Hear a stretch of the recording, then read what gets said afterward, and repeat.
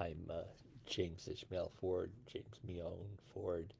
I'm one of the members of the teaching council for Empty Moon Zen, and here we are gathered on our Saturday sitting um, on the Saturday immediately following our American Thanksgiving. Uh, and I think about that. Um, while the holiday is set for the third Thursday of November, I've noticed many people move the date around for personal or family convenience. Uh, I know some people who marked it out on Wednesday, and we here in Tahunga, we actually had our grand family gathering yesterday, Friday. I'm fascinated with Thanksgiving as a semi secular, semi well, something else holiday. It combines a lot of things. I do like digging around for the history of such, and so just a little bit. Our first American Thanksgiving was actually proclaimed by George Washington on the 26th of November in 1789. It might be worth noting it was not connected to the Pilgrim story. Washington called out for a day to thank God. Well, he rarely used that word. He tended to prefer providence, and in his formal proclamation said, the Almighty, for divine protection before the revolution, and then through the revolution, and then out of that for the establishment of a republic.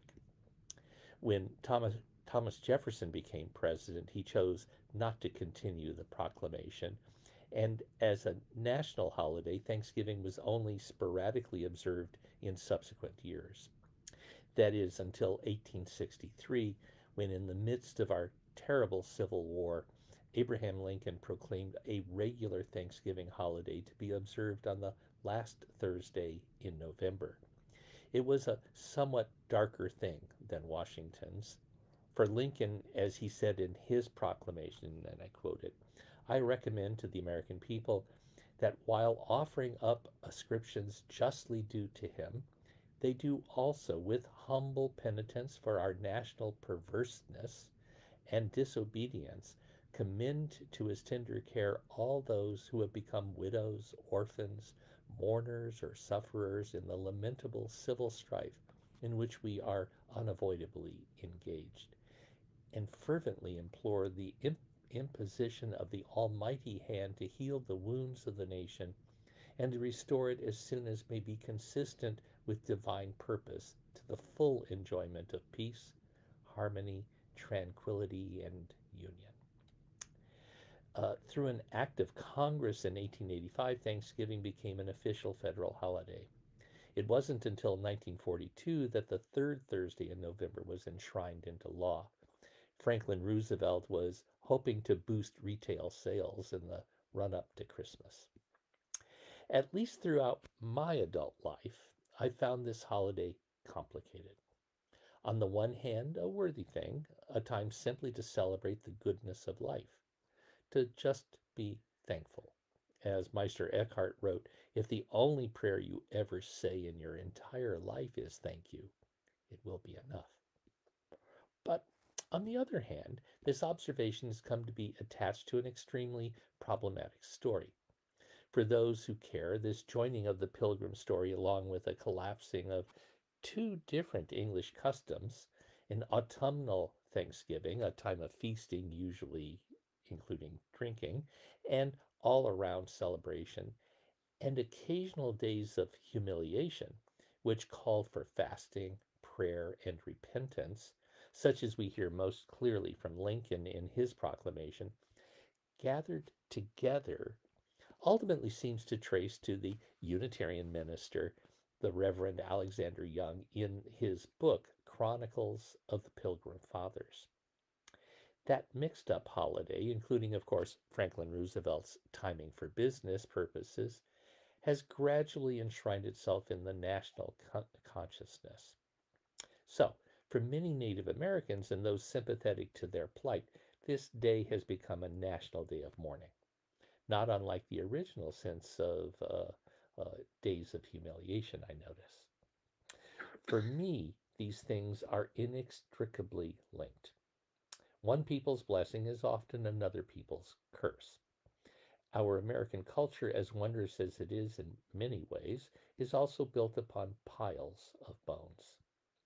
The genocide of Native Americans, and how can we forget the other original sin, an economy built upon chattel slavery? Good and ill woven fine. And this is a Zen gathering, and this all reminds me of the nature of our days, rich and terrible. It's collected as the sixth case in the ancient Chinese anthology, the Blue Cliff Record. Yun Min addressed his assembly. I don't ask you about before the 15th of the month. Tell me something about after the 15th. No one spoke, so he responded himself. Every day is a good day. Now, this isn't a complete non sequitur. The 15th is the time of the full moon and is a common metaphor in East Asia for the moment of awakening. So, there's that. Also, it probably doesn't hurt to note that Yunmin lived in a harsh and politically unstable time where armies were on the march and famine and hunger and danger were the common currency of the day. So it would be very hard to find the phrase, every day is a good day, to mean, don't worry, be happy. This good day carries with it the possibility of ending very badly. It wasn't all that different than this day of complicated Thanksgiving, with all that is going on in our lives all around this beautiful and terrible planet. In some communities of the Zen tradition, people who have been acknowledged as teachers, after a ceremony that takes place in private at midnight, the next day they're often expected to give a talk on this koan. Perhaps that suggests how complicated and how important it is. Koans. A koan is a statement about reality, and with that is an invitation. Or another way to say it, a koan is a pointer to the real, the deepest real, and with that, an invitation to come and stand in that place. And here we are. A very problematic story attached to a communal call to give thanks for what is good and to celebrate. A terrible memory of the possibility of evil and its actual manifestations. And the sense of powerlessness while also wishing for some reconciliation among people and this little planet upon which we live and breathe and from which we take our being. The problem, it seems to me, it is the calling of the tradition to which I've given my life. The problem lies with our sense of separation. The solution, at least within our Zen world, is said to be rooted in not turning away, in the practice of presence. Presence to thanksgiving, presence to humiliation, presence to the betrayals upon which many a feast is founded, presence to political chaos, and even the possibility of the unraveling of the Republic, presence to hunger, presence to the questions of why, presence to our own hearts, presence. This is most important. It is within presence we find our awakening, our waking up from the slumber of a life that has been distracted from the most important matters. We slumber with our apparently endless desires. We slumber with our angers and hatreds. We slumber as we figure something out as true and defend fiercely that idea of that true, sometimes even to the death, sometimes our own, too often someone else's. Waking up is waking up from all this grasping at wanting and resenting and hating and knowing for sure into something else. It denies not a bit of that, but opens us larger. And this is most important, this waking up is also our common human experience. Here the action and the questions collapse into one thing. And what does that look like? Well, I suggest we can find a hint of the way forward in another koan in that same 12th century anthology, the Blue Cliff Record. This time, case 89, one of my favorite in all the Zen literature.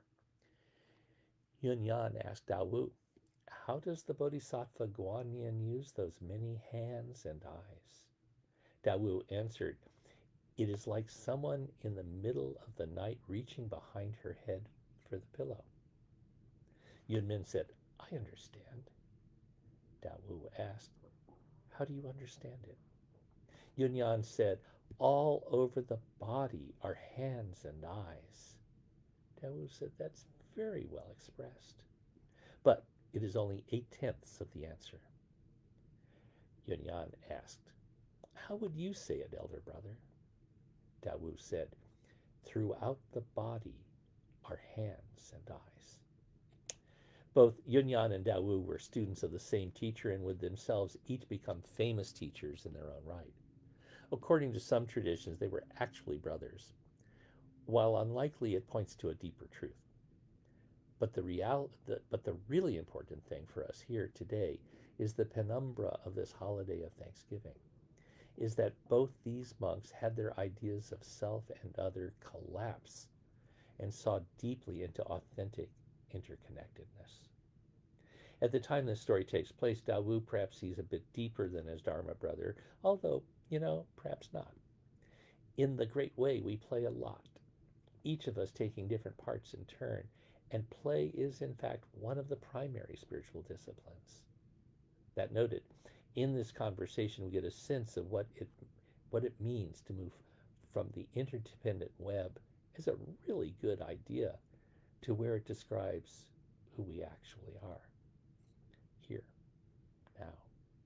With all these truths arising, hunger, hurt, joy, war, gratitude, so much collapsing, so much dying, family for good and ill, actions small and great, dreaming, longing, wanting something better, acting on that, all of it, reaching out, knowing we're all in this together. Reaching out is the body of awakening. Reaching out and finding Buddha, finding Christ, finding our true selves. And Dawu says of this need to act that it comes not through an interpretation of the image of the interdependent web, not through reading The Wealth of Nations, not through solid Marxist analysis, not through righteousness of any sort, certainly not righteous anger, a dreadful seducer beckoning us to a confusion of ends and means, but rather like someone turning in her sleep and reaching a hand behind her head to adjust her pillow. Just this. Ends and means, one thing. Our interdependence and you and I, one thing. It becomes our broken song. It acknowledges fully and without hesitation the cracks in everything. It remembers the call to thanksgiving and humiliation. It recalls the horrors of days and endless failures, and it sees something else. Joy small and great, beauty, love small and great, in the very same place, at the very same time, found as we loosen the death grip of our knowing and slip into the mysteries of not knowing. The meeting of the month before and after the 15th. And with that, the light that shines through those wounds and joys, the promise of our saving ourselves and each other. A real Thanksgiving. All of it. Intimate, intimate,